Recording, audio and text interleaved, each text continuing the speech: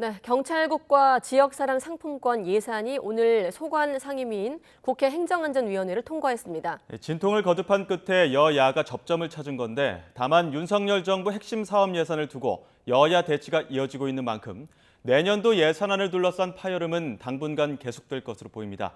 국회 취재기자 연결합니다. 권남기 기자. 네, 국회입니다. 네, 행정안전위원회 전체 회의에서 경찰국 예산이 일부 감액이 된 채로 통과가 됐군요.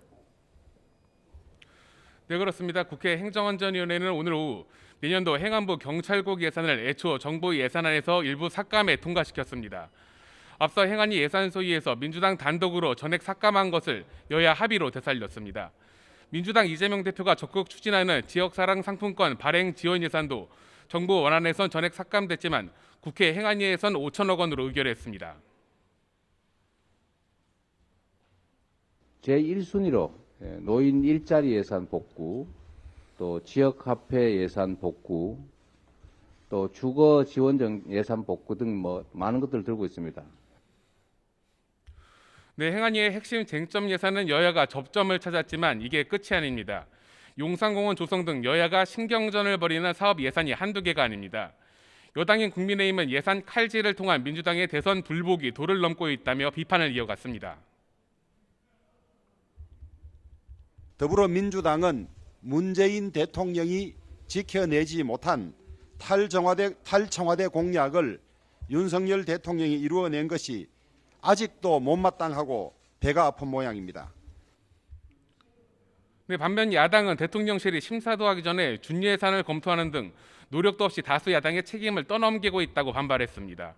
오늘부터는 639조 원 규모의 내년도 예산안을 세부 심의하는 예산안 조정 소위도 가동됐지만 앞으로 심의 과정은 순탄치 않을 거로 보입니다.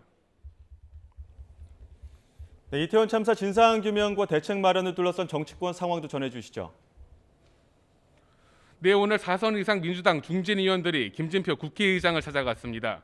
국정조사 특기 명단 제출을 요청하는 등 관련 절차를 서둘러 진행해달라며 국회의장을 압박한 겁니다. 야당은 동시에 이상민 행안부 장관에 대한 공세도 이어갔습니다. 피의자 신분으로 전환했다고 밝혔고 사건도 공수처로 이송 중입니다. 윤 대통령은 연이은 충암고 후배 챙기기를 멈추고 참사에 엄중한 책임을 물어 이상민 장관을 즉각 파면해야 합니다. 네, 반면 국민의힘은 민주당이 각 시도당에 이태원 참사 서명 인원 목표까지 세워 공문을 보냈다며 남의 슬픔을 이용해 이익을 추구하는 패륜적 정치를 그만두라고 이 대표를 직접 겨냥했습니다. 주변과 측근 4명이 죽고 가족들이 울부짖으며 괴로워해도 손길 한번 잡아주지 않던 분이 당을 동원하여 추모를 외치는 것에 어느 국민이 공감하며 진심이라고 느끼겠습니까? 이런 가운데 여당은 오늘 문재인 정부 5년의 실정을 점검했다며 국정감사 백서를 발표했고 야당은 윤석열 대통령의 순방 외교를 두고 신냉전의 선봉대가 됐을 뿐이라고 꼬집었습니다. 지금까지 국회에서 전해드렸습니다.